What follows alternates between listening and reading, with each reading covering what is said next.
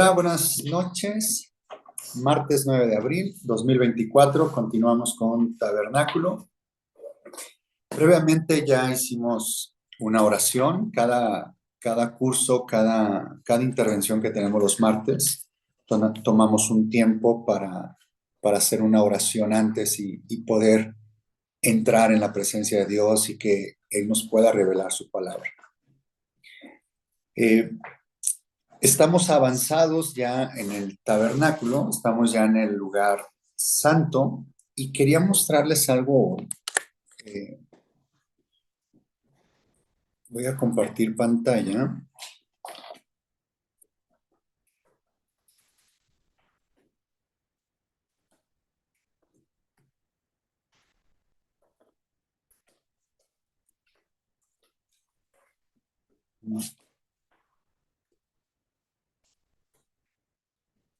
No sé si me puedan ayudar a decirme si sí se ve. Sí, sí. ¿Aquí lo tienes? Sí. Ok, perfecto. Gracias.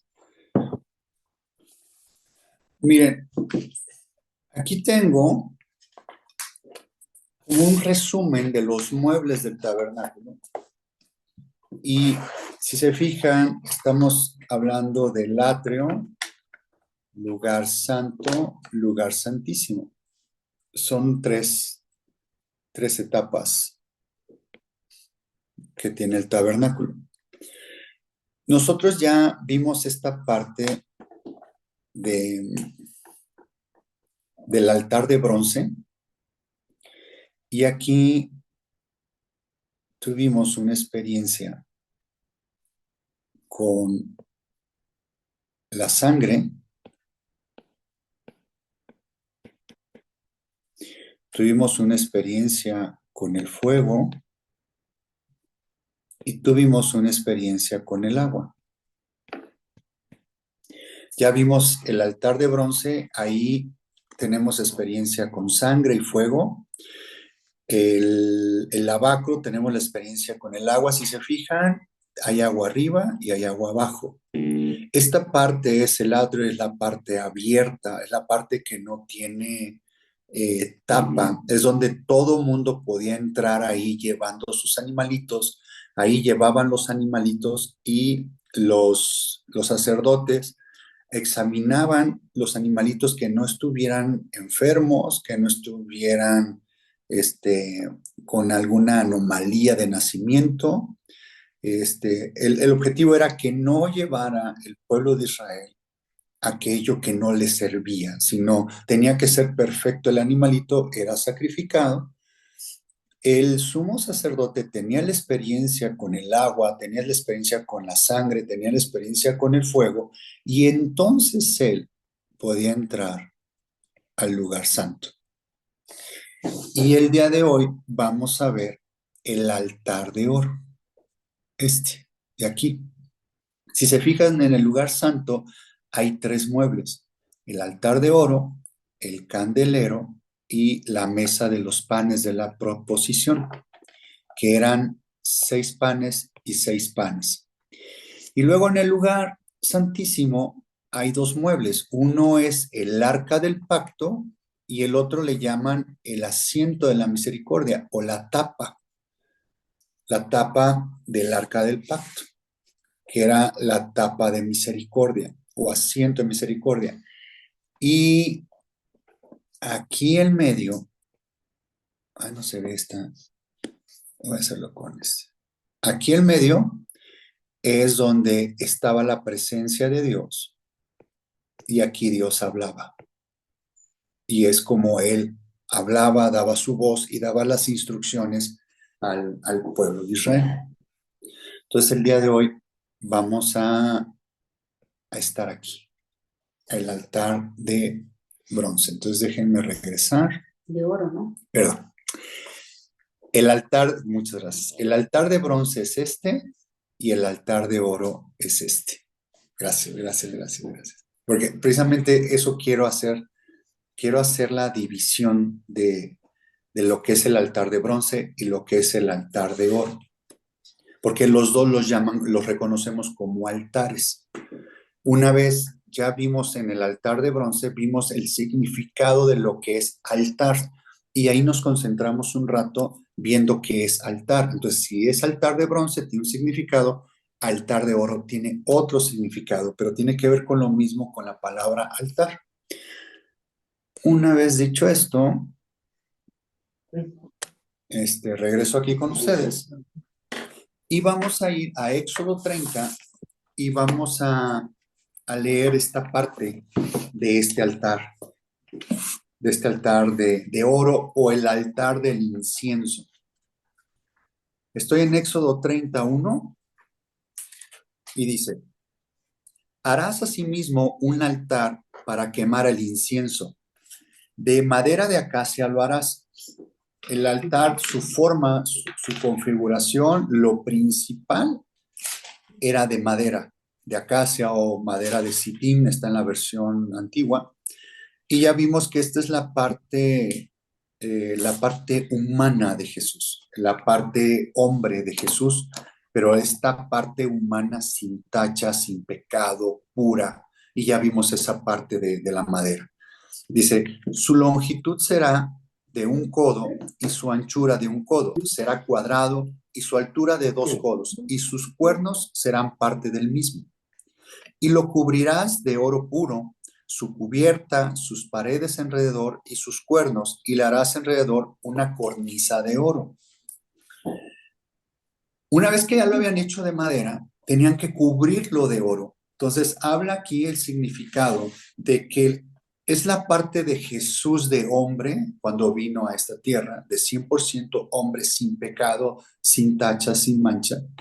Y esta parte del oro habla sobre el Cristo, habla sobre la parte divina, habla sobre la parte de Dios, habla sobre la gloria de Dios. Es lo que ahí nos está reflejando a Jesús. Esta parte humana habla sobre Jesús resucitado, esta madera que habla sobre el Jesús resucitado, sobre el hombre. Recuerden, Jesús es 100% hombre y 100% Dios. O sea, cuando Él estuvo aquí en la tierra, era 100% hombre y 100% Dios. Siempre que tengo la oportunidad de repetir esto, lo repito porque a mí me costó trabajo entenderlo, me costó muchos años poder entender esta parte. O sea, yo sí pensaba como que era mitad hombre, mitad Dios. O sea, y para mí eso entraba muy fácil en mi cabeza. Cuando entendí que era 100% hombre y 100% Dios, mi perspectiva cambió completamente. Espero que esa parte en ustedes, cuando a ustedes les llegue eso, que entiendan 100% hombre, tiene que ver con esta parte en donde Dios dice que Él fue probado en todo. En su palabra dice que Él fue probado en todo y que en Él fue puesto todo y Él lidió con todas las cosas con las que nosotros lidiamos día a día, pero en Él no se encontró pecado. ¿Qué quiero explicar con esto? Que es la única persona que nos va a entender cómo nos sentimos. Es la única persona. Esto es que Dios nos usa a nosotros con ciertos problemas o ciertas desviaciones en pecado, ¿no? Dios nos rescata, que anduvimos en ciertas cosas, en ciertos líos. Dios nos rescata, nos lava, nos limpia, nos justifica con su sangre y nos pone en rectitud, libramos eso y entonces Dios nos usa para poder platicar y para poder exponerle a personas sobre esos temas, ¿no? O sea, si hablamos de alcoholismo, bueno, pues alguien que esté pasando por alcoholismo, bueno, pues una persona le podría decir, mira, pues hazle de esta manera, hazle de otra. Entonces, como que la persona que está en el proceso puede decir, ah, ok, él sí me entiende, ¿no? Pero ¿qué creen? Aún así hayas pasado por ese problema, por ese alcoholismo, por lo que tú quieras, no vas a entender igual. O sea, el humano, nosotros, no vamos a entender igual a la persona como Cristo lo va a entender, como Jesús lo va a entender. Esto es cuando yo entendí que era 100% hombre. Cuando yo entendí que Jesús, lo que yo sentí, lo que yo siento, por lo que yo estoy pasando, Él me entiende perfectamente. No hay un ser humano aquí que me pueda entender como Él. Sí hay gente, gracias a Dios, que nos ayuda y nos entiende, nos escucha. Sí, hay gente que Dios usa para que sean nuestros guías. Sí, pero realmente, miren, un buen guía espiritual, el trabajo que debe de hacer es acercar a las personas directamente a Jesús. Que tú puedas depender de Jesús, no del humano. Ese es un buen guía espiritual. El que puedas aprender los principios de su palabra, el que puedas aprender el amor de que Él tiene para ti y que regreses al altar de bronce y que regreses a tu cuarto de oración una vez que hayas cometido otro error y que vayas a sus pies. Ese es el buen guía. Ese realmente es un líder espiritual, aquel que te lleva a Jesús, no aquel que te hace depender de Él, no aquella persona que te hace depender de sus oraciones, de sus consejos, y que si no haces nada a partir de lo que te esté diciendo el humano, este, Bueno, aquí lo más importante es que tú vayas a los pies de Jesús, que tú aprendas a buscar a Jesús. Esas son de las cosas más importantes que se deben de lograr como guía espiritual. Y es cosa difícil, ¿eh? Pero bueno, es por eso que siempre me detengo en esta parte cuando digo Jesús era 100% hombre, 100% Dios. Y cuando Él estuvo caminando con sus pies en esta tierra, nunca usó el poder divino para hacer las cosas. Dice, yo no hablo cosas que mi padre no quiere que diga. Yo no hago cosas que mi padre no me dice que haga. Y todas las bendiciones, los milagros que él hacía, él era el vaso en donde el padre actuaba. O sea, esto es maravilloso. O sea, él era el vaso en donde él actuaba. Él actuaba con una gloria engendrada, recuerden. Él actuaba con la gloria engendrada. Él representaba la gloria Shekinah, la gloria humilde, la gloria, esta gloria que cubría el tabernáculo. No la gloria que estaba dentro. La gloria cabot es la gloria no engendrada, que es la gloria que lo sacó del del infierno. El que lo resucitó fue la gloria no engendrada, la gloria acabó. Pero él actuaba con una gloria no engendrada. Entonces, el ejemplo que puedo usar muy fácil para esto es cuando él ora para resucitar a Lázaro. Entonces, él le pide al Padre que lo resucite. Y Lázaro sale del sepulcro, ya olía feo. Imagínense la capacidad de regenerar todas las células y regresarlas a su estado normal. Si un muerto, un cuerpo muerto, oliendo feo, Dios lo sana de esa manera, cuánto no más una enfermedad, ¿no? Pero era la gloria no engendrada. ¿Por qué? Porque Lázaro se volvió a morir. No recuerdo ahorita a quién más resucitó. Creo que resucitó a una niña. a la hija de... Sí, ¿no? Resucitó a una niña. Pues, no sé cuántos años vivió la niña, pero también se murió. La gloria no engendrada es la que resucitó a Jesús. Jesús está vivo. Su cuerpo no está en la tumba. Ya no volvió a morir. A eso es lo que nosotros estamos esperando. Jesús ya se le dio toda autoridad, se le dio todo dominio, todo control. Él ya tiene un nombre sobre todo nombre. ¿Esto qué quiere decir?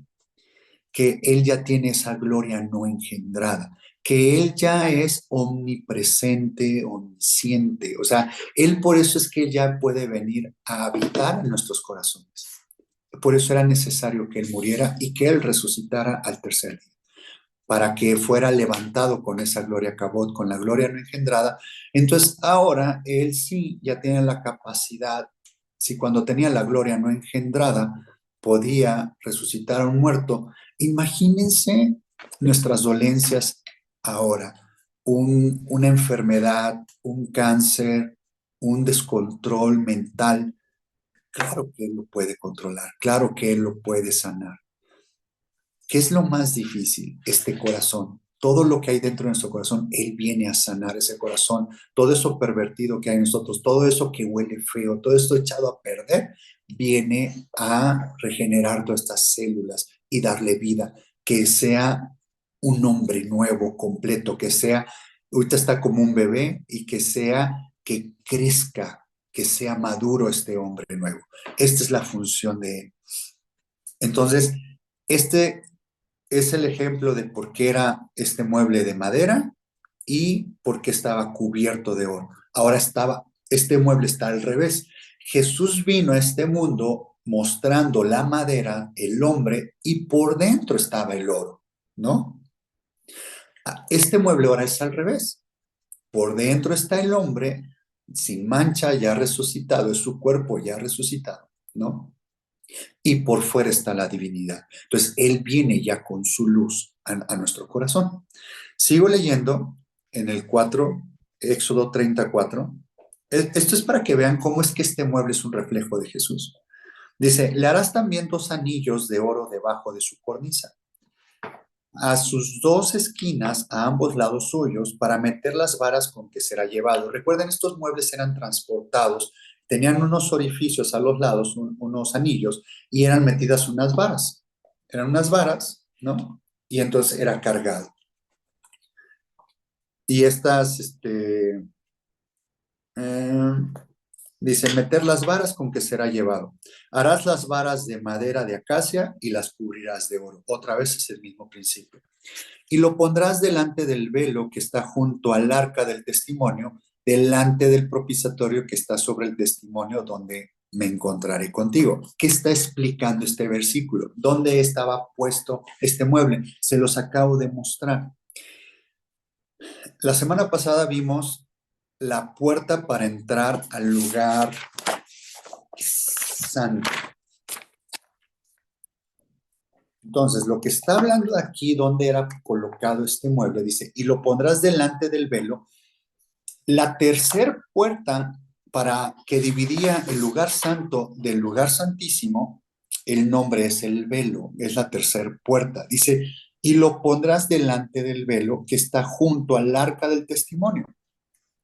O sea, lo que lo separaba este mueble de oro con el arca del testimonio, el arca del pacto, era un velo, era la tercera puerta, era una cortina que solamente el sumo sacerdote podía entrar ahí una vez al año.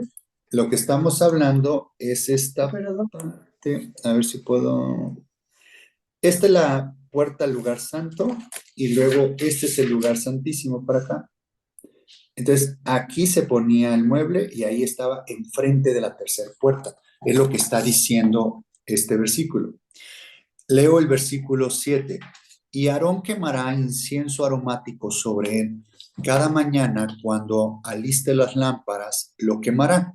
Aliste las lámparas, estamos hablando del candelero. En el 8. Y cuando Aarón encienda las lámparas al anochecer, quemará el incienso, rito perpetuo delante de Jehová por vuestras generaciones. Aquí hay 2 detalles. Dice que quemará el incienso. En el 7 dice cada mañana. Y en el versículo 8 dice que al anochecer. O sea, eran 2 veces al día, en la mañana y en la noche, que era cuando se hacían los sacrificios, era cuando él tenía que quemar este incienso. En el 9, no ofreceréis sobre él incienso extraño, ni holocausto, ni ofrenda, ni tampoco derramaréis sobre él libación. Y sobre sus cuernos hará Aarón expiación una vez en el año con la sangre del sacrificio por el pecado para expiación. Una vez en el año hará expiación sobre él por vuestras generaciones, será muy santo a Jehová. Este mueble tenía 4 cuernos. Aquí tengo una imagen que está un poco cerca de lo que es.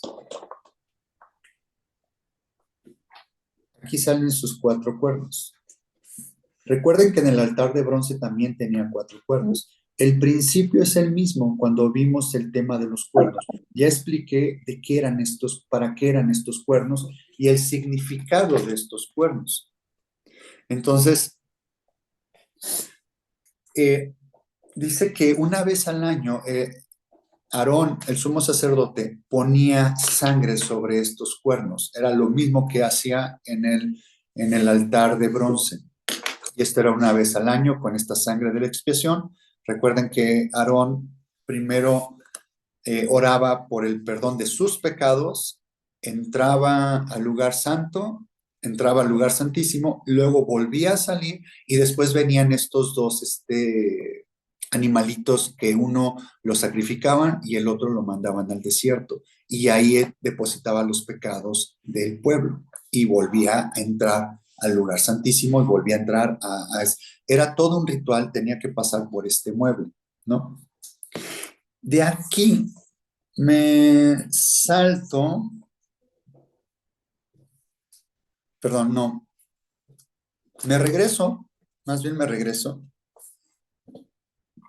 ¿Para qué servía este altar de bronce? Perdón, este altar de oro. ¿Para qué servía este altar? Dice en el 7, y Aarón quemará incienso aromático sobre él. Esta es la parte medular de este mueble.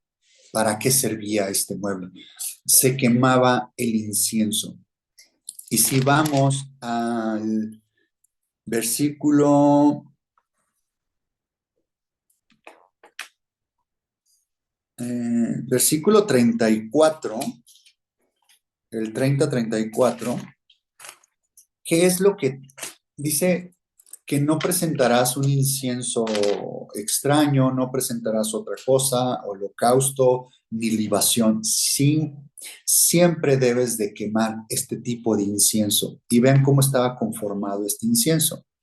En el versículo 34 dice, dijo además Jehová a Moisés, toma especias aromáticas, estacte y uña aromática y gálbano aromático e incienso puro, de todo en igual peso. Aquí está hablando de cuatro esencias.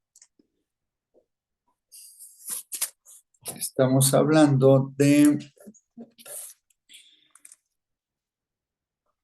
especias, estacte, perdón, 1, 2, 3, perdón, es estacte, sí, es el 1, estacte es 1, uña aromática es 2, gálbano es 3, incienso puro es 4. Pero faltaba un quinto elemento y está en el versículo 35. Dice, y harás de ello el incienso un perfume según el arte del perfumador, bien mezclado, puro y santo. Aquí, ¿qué elemento faltaba? ¿Eh? El perfume. ¿No? La sal. Dice la sal, correcto. Faltaba la sal. Lo que pasa es que no lo dice.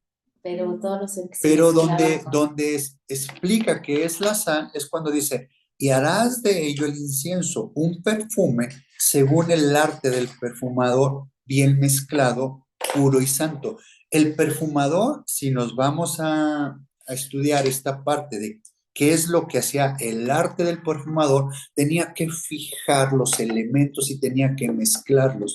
Y una forma de mezclarlos y que se fijaran los elementos y que se conservaran los elementos, la forma de unir todos esos elementos, se usaba la sal.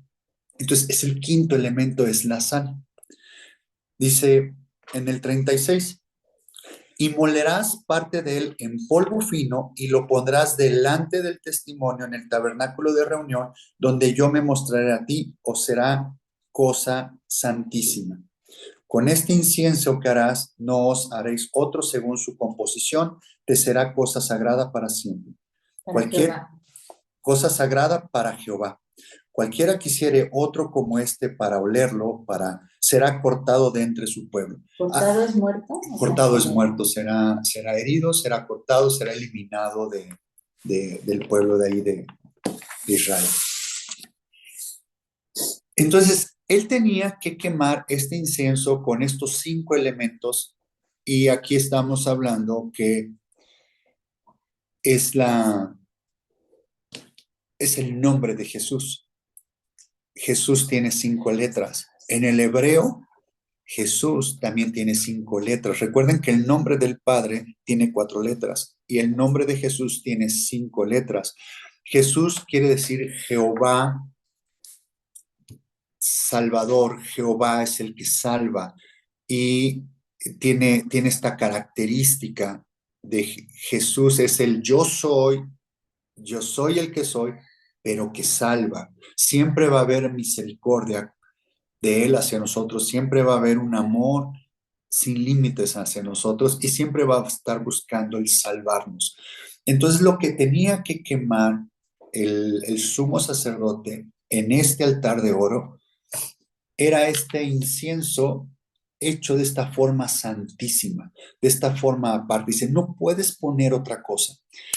Para que nosotros podamos llegar al Padre, no es por medio, sino de Jesús solamente. Solamente del Hijo es como podemos llegar al Padre. No podemos poner otra cosa, no podemos poner una religión, no podemos poner a una persona, no podemos poner a un árbol, no podemos poner a una piedra, no podemos poner al sol, no podemos poner algo natural.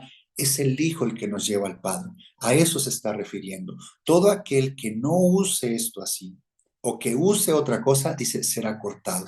En nuestra actualidad quiere decir que morimos espiritualmente. Si realmente nosotros estamos ligados para llegar al Padre a una religión, vamos a morir espiritualmente. Si estamos ligados a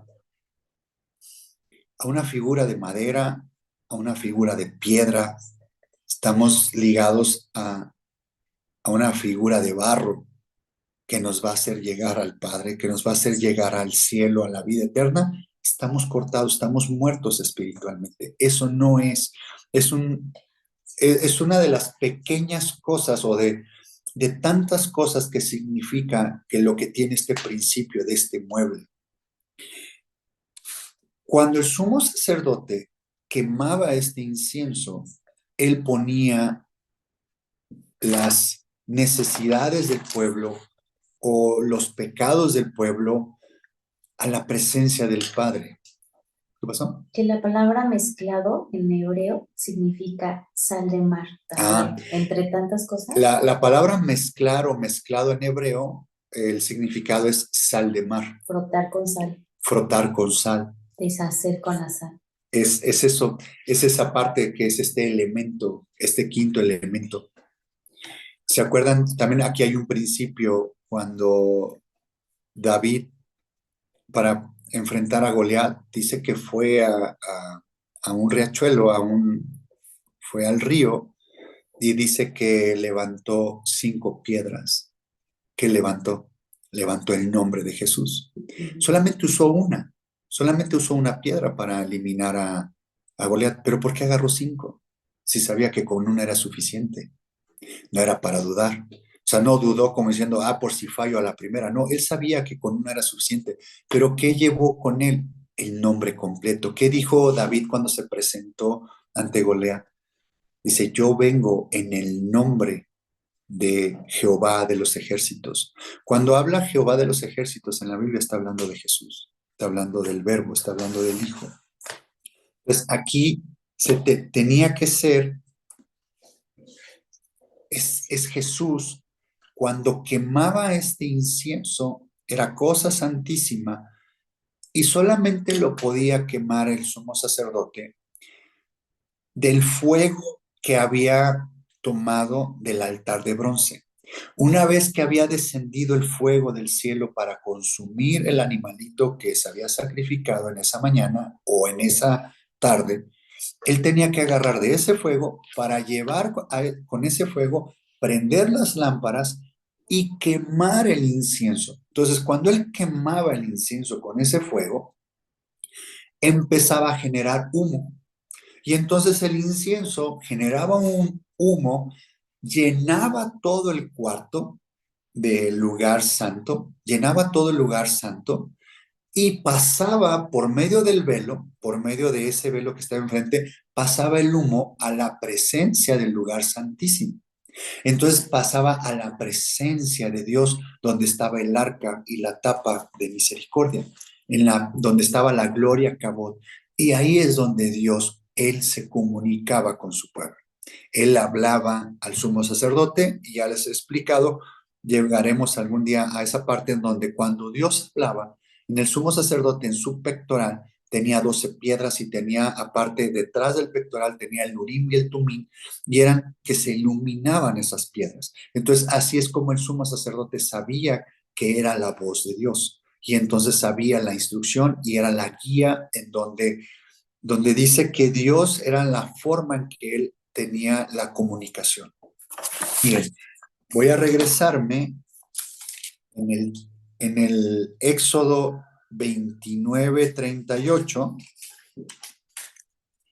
Es lo que tenía que ser previo a lo que antes de entrar al lugar santo y quemar el incienso. Aquí nos explica. Éxodo 29:38 dice: esto es lo que ofrecerás sobre el altar. Estamos hablando del altar de bronce, en el atrio. 2 corderos de un año cada día continuamente. 2 corderos, uno era en la mañana y otro era en la tarde. Y el cordero era de un año, todos los días.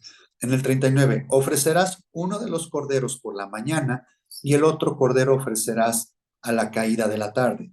Además, con cada cordero, una décima parte de una efa de flor de harina amasada con la cuarta parte de un hin de aceite de olivas machacadas, y para la libación, la cuarta parte de un hin de vino.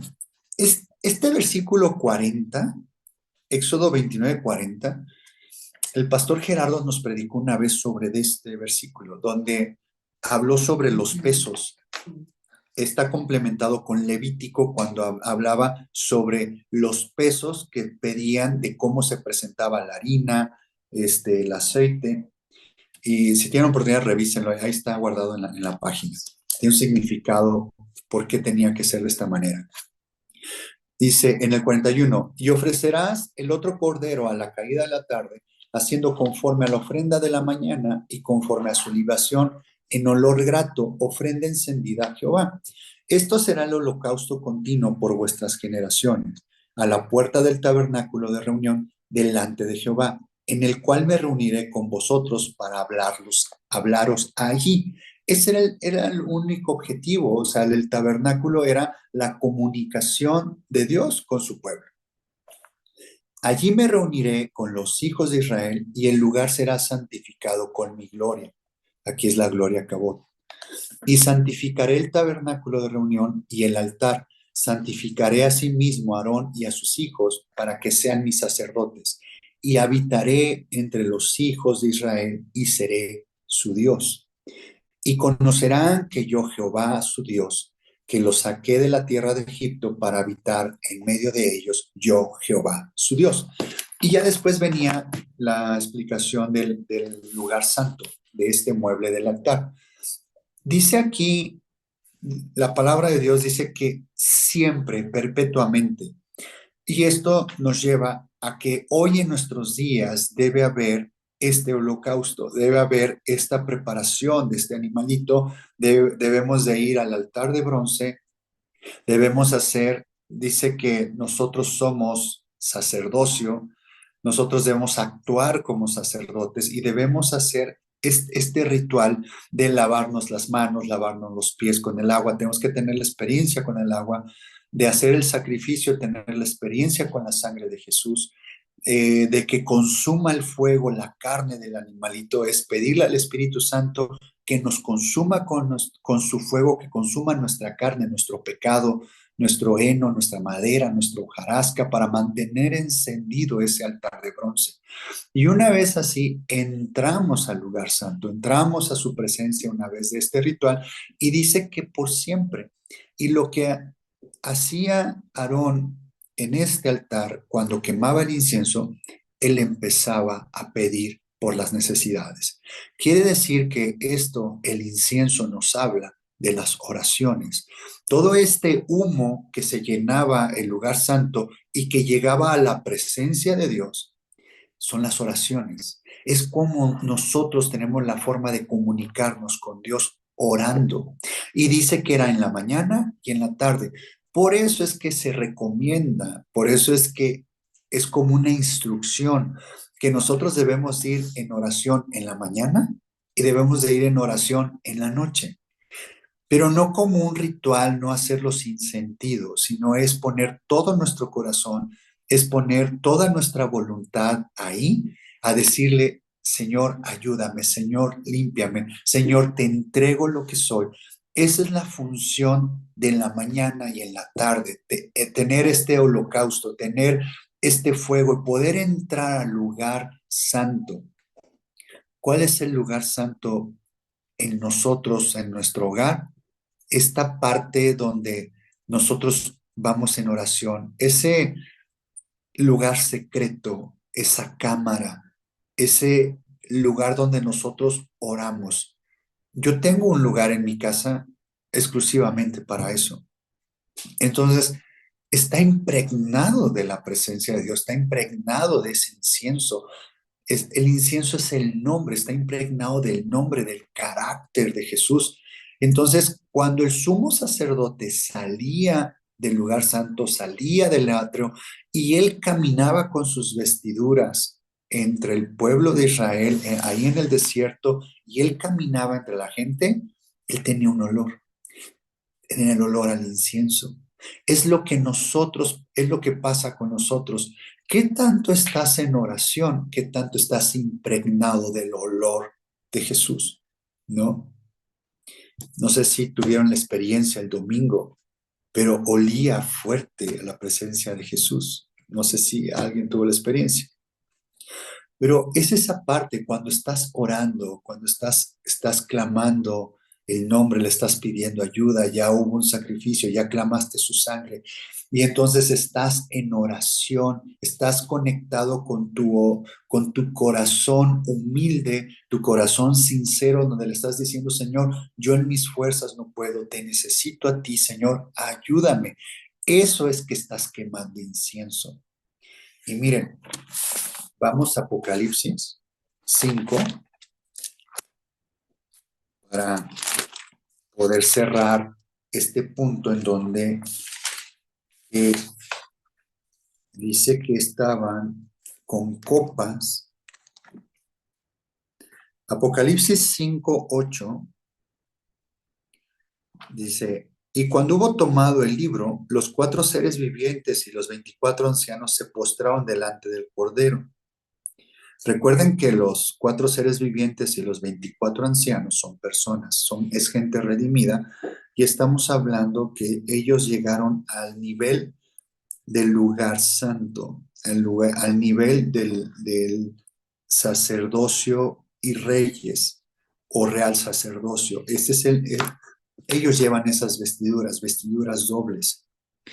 Dice, se postraron delante del Cordero, todos tenían arpas y copas de oro llenas de incienso, que son las oraciones de los santos. A esto se refiere con esta parte del incienso, de quemar incienso, que son las oraciones.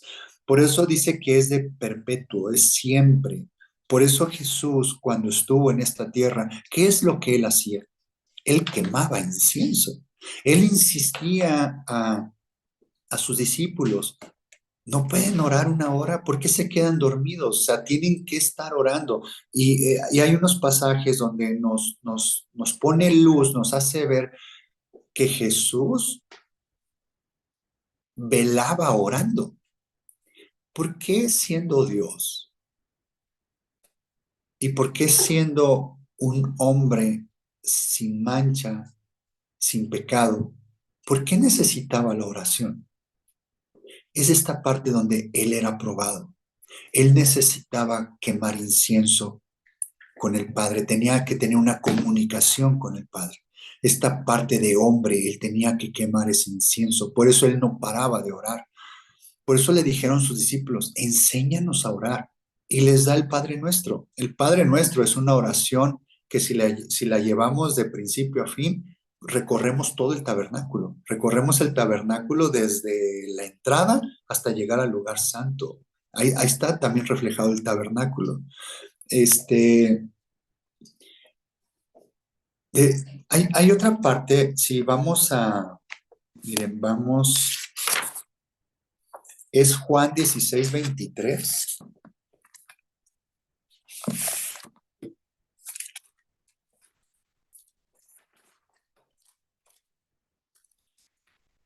Sí. 16:23.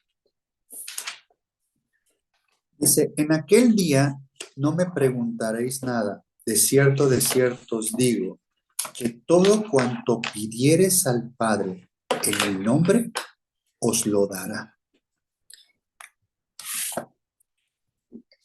Dice, si lo pidieres al Padre en mi nombre, os los dará. ¿Cómo vamos a ir al Padre a pedirlo? Quemando incienso, por medio de la oración. Recuerden que para nosotros pedir algo, no podemos hincarnos de rodillas y empezarle a pedir a Dios todas nuestras necesidades y empezar a orar por otras personas. Recuerden, tenemos que pasar un proceso. Tenemos que ir por la puerta de entrada al atrio. Dice, entrar con acción de gracias. O sea, empezar a dar gracias. Tener la experiencia de la sangre, pedir perdón de nuestros pecados. Tener la experiencia del agua, lavar nuestras manos de toda ira y contienda, lavar nuestros pies, quitar todo rechazo, ¿no? Perdonar las ofensas de los demás. Tener la experiencia del fuego, tener que el Espíritu Santo consuma nuestras obras que hemos hecho con madera, heno y hojarasca. Madera y heno, hojarasca representa el orgullo de revelación, orgullo de redención y orgullo de satisfacción. Habla del orgullo en la madera, habla de nuestro hombre viejo, habla de nuestra carne. Debe ser consumida con el fuego del Espíritu Santo.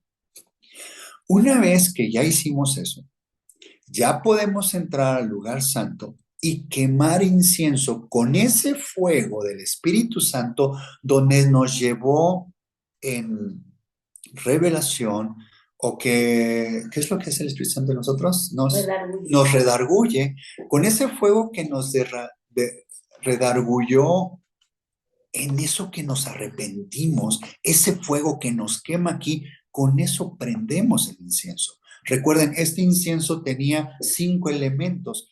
Refleja el nombre de Jesús. ¿Qué es el nombre de Jesús? Su carácter, su fuerza, su voluntad. Y dice aquí, todo lo que pidieres al Padre en mi nombre, os lo dará. No es aquello que voy a pedir en mi carnalidad. Por eso ya pasé por el mueble del altar de bronce. Ya dejé mi carne ahí. Ya voy a entrar al lugar santo a decirle, Señor, te necesito. Señor, ayúdame. Señor, quisiera que esto se lograra, pero que no se haga conforme a mi voluntad, que se haga conforme a tu voluntad. Y entonces ahí empieza un tipo de oración diciéndole, Señor, si está dentro de tu plan perfecto, quisiera esta parte. Señor, pero si no es así, si esto no es para mi bien, dame la fuerza, Señor, para aceptar tu voluntad. Esa es la oración. Eso es conforme al nombre de Jesús. Es conforme a pedir a la naturaleza de Jesús. Aprendamos cómo Él oró cuando estaba en el Getsemaní. Señor, pasa de mí esta copa, pero no se haga conforme a mi voluntad. Que se haga tu voluntad, Señor. No conforme a lo que yo quiero, sino conforme a lo que tú dices. Cambia nuestra oración. Por eso es que si metemos fuego extraño aquí y empezamos a quemar el incienso con fuego extraño, con nuestra carnalidad, con nuestras pasiones, con lo que queremos de este mundo, vamos a morir espiritualmente. ¿Por qué? Porque nuestra oración no va a ser contestada, porque eso no va a llegar a nosotros y nos va a desanimar y vamos a creer que Jesús o Dios nos abandonó. Por eso hay tanta desilusión, por eso es que cuando la gente empieza a orar por miles de cosas y no se le cumple nada, es porque no está orando de la forma correcta. Por eso Pablo decía que el Espíritu Santo dice, nosotros no sabemos cómo pedir como nos conviene, El Espíritu Santo sí sabe pedir como nos conviene y viene con sonidos indecibles, viene con sonidos que para nosotros son incómodos. O sea, viene con lenguas, viene con gemidos, viene con sonidos, viene con gritos. Eso es clamar a Dios, es donde se involucra el Espíritu Santo y empieza a pedir conforme al nombre de Jesús. ¿Qué es conforme al nombre de Jesús? Conforme a su naturaleza, conforme a lo que Él quiere que nos ayude, con lo que nosotros nos va a convenir para nuestro crecimiento espiritual. Muchas veces he puesto el ejemplo de decir, Señor, yo quisiera que se lograra este negocio, pero tal vez ese negocio me va a alejar de Dios. Entonces no me conviene que me lo logre. Entonces viene el Espíritu Santo, empiezo a orar en lenguas y entonces el Espíritu Santo dice, Señor, no, eso no le des. No está listo. No está listo para cerrar este negocio, pues si no se va a olvidar de nosotros, va a entrar en una forma de confort, va a entrar en un orgullo espiritual. Señor, necesitamos que este Pedro siga de rodillas todavía buscándonos, necesitándote a ti. Y no se logra el negocio, no se logra lo que queremos. Si queremos orar porque alguien sane en nuestra carne, porque nosotros decidimos que sane la persona, no la va a sanar Dios. Tenemos que ir en humildad y clamarle que nos dé esta revelación el Espíritu Santo y que Él nos empuje, que Él nos lleve en oración. Por eso a veces es bueno orar en lenguas por personas, ¿no? Porque hay una oración de intercesión. Entonces, Él va a saber cómo orar para que la persona sea sanada. O el Espíritu Santo nos va a dirigir la oración y en español, en nuestra lengua, vamos a estar orando para esa sanidad. Pero no somos nosotros, es el Espíritu Santo y Dios hace el milagro. Entonces, es una pequeña porción del significado de este altar de oro. Ahora, quiero regresarme, quiero mostrarles algo. Quiero regresarme a la imagen que les enseñé para que vean en dónde estaba este altar. Si se fijan, este altar está aquí en el centro. Recuerdan que todo esto es una estatura.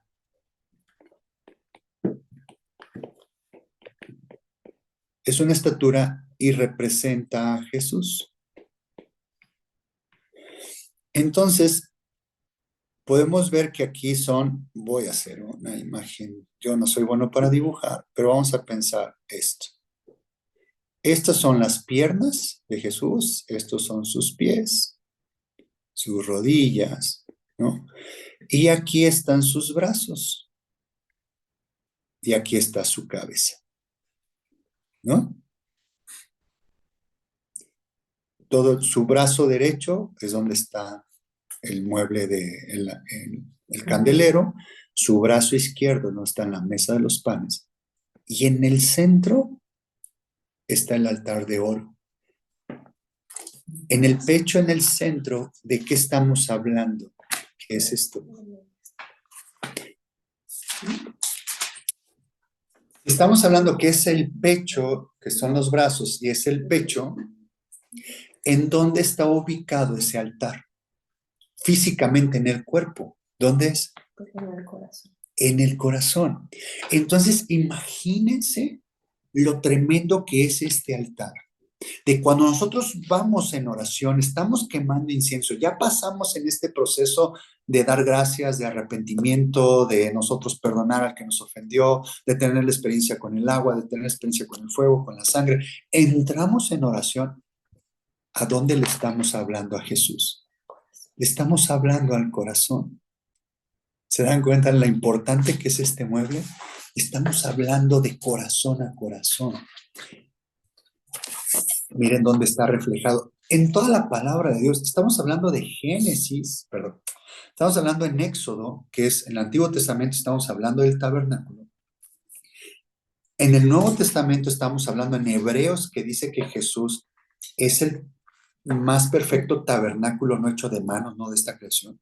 Ahora vamos a Apocalipsis y vean cómo está reflejado el tabernáculo, cómo está reflejado Jesús. Y vamos a Apocalipsis 1.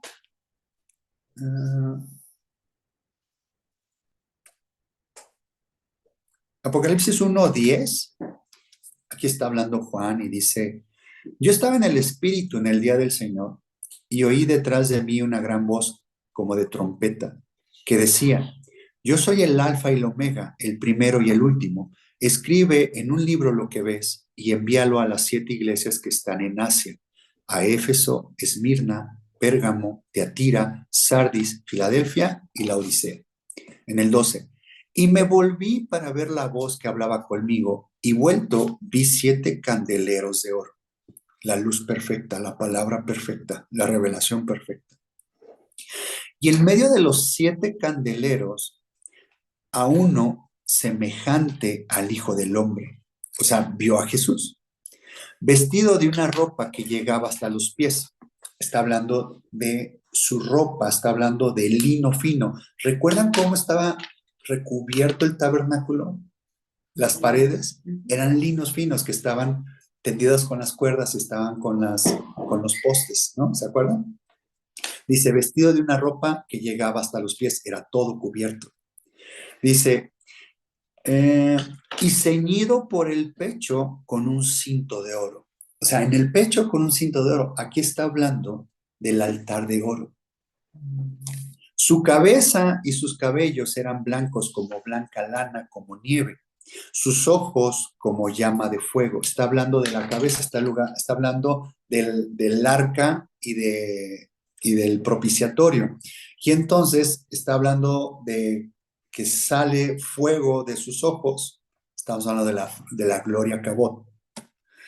Y sus pies semejantes al bronce bruñido, refulgente como en un horno, y su voz como estruendo de muchas aguas. Ubican los pies como los está reflejando aquí. Dice, como bronce bruñido, el altar de bronce. Dice, refulgente como en un horno. Era este altar donde se quemaban los sacrificios, donde empezábamos, es los pies de Jesús, en donde entramos al atrio, y aquí está reflejado en Apocalipsis, está reflejado Jesús, y habla sobre este cinto de oro, está hablando que ceñido está a nivel de su corazón. Entonces, ¿qué tan importante es ir en oración y saber de la forma correcta, de cómo ir en oración? No es pedir por pedir, no es hincarnos y soltarle toda... Nuestra lista de deseos, ¿no? Como una lista de deseos. ¿Saben qué más bien yo le veo? ¿No quejas? No, es como si le estuviéramos dando órdenes a Dios, como si Él fuera nuestro siervo y aquí el que manda soy yo. Y entonces, Señor, demuéstrame que existes y dame una señal, y si no, yo ya voy a perder la fe, y muéstrame, Señor, y quiero esto. Es como un berrinche, es como quererle dar órdenes a Dios. No es humilde. Entonces, por eso dice que Él en su palabra dice que al orgulloso lo va a hacer humilde, lo va a desechar, lo, lo va a bajar, lo va a humillar. Entonces, ¿nosotros cómo debemos de ir? Por eso debemos de tener un previo ritual nosotros, no ritual físico, sino una entrega espiritual, tener una relación con Él y recorrer estos 2 muebles en el atrio, tener esa experiencia de la sangre, del fuego, del agua, y ahí podemos estar detenidos, no sé, 20 minutos fácil. Entonces, ya que entramos a quemar incienso, ya entramos con humildad, ya entramos a pedir en su nombre. Recuerden, si ustedes oran, miren, hasta cuando oran por los alimentos, cuando bendicen los alimentos, ¿qué terminan diciendo? En el nombre de Jesús. ¿Seguro? O sea, ¿qué quiere decir en el nombre de Jesús? En su naturaleza, en su carácter, en su esencia. Cuando nosotros reprendemos en el nombre de Jesús o pedimos en el nombre de Jesús y dice, todo lo que pidan en mi nombre se os dará, es pedirlo en la voluntad perfecta de Él. Entonces nuestra petición va a ser diferente. Señor, si no interviene tu voluntad perfecta, Señor, quisiera esto, quisiera el otro, tengo este problema, ayúdame con esto. Señor, y si no, dame la fuerza, Señor, para mantenerme con fe, fiel a ti, Señor, y levantando tu nombre y dándote toda la honra y la gloria a ti, Señor. Cambia nuestra oración. Ese es el objetivo de este altar. Bueno, 9:31, aquí cierro el video.